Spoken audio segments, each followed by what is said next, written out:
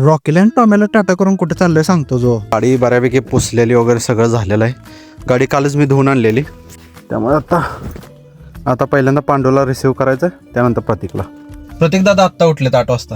त्याला पुण्याहून बोलवून घेतलाय रात्री ट्रिपला जाण्यासाठी. मग म्हणलं मी 1 तासभर तर सकाळी झोपणार आलो.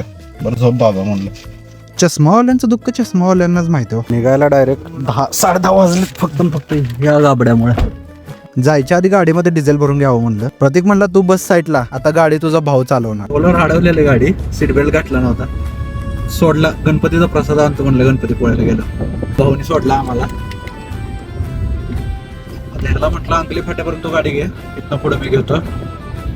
असा प्लॅन तर आहे सध्यापर्यंत, बघू पुढे काय होतंय. इथे प्रत्यान पांड्याची सिरियस चर्चा चालू झाली. काय काम काय ते आता घरी बसून. आता इथं जेवायला थांबलोय. उडपी रेस्टॉरंट आहे, जेवण चांगलं भेटतं. तर दहीवडा चांगला भेटतो म्हणून म्हटलं दहीवडा आधी खावा. एवढी थाळी फक्त 120ला. चहाशिवाय गाडी पुढे जाते आमची. तर जेवण वगैरे केलंय.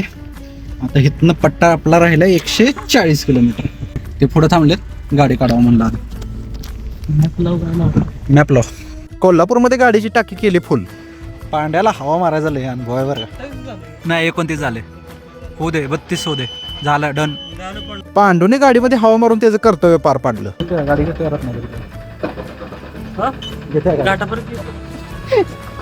टाकी फुल केलंय म्हणलं, असलं शो ऑफ करणं तर बनतच ना. गाणे तर काय लावले,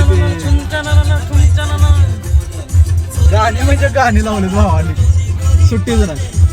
भावाने पाक 2 बॉक्स घेतलेत बघा पाण्याचे, सुट्टीच नाही. ऍक्च्युली पाणी प्यायला थांबलोय.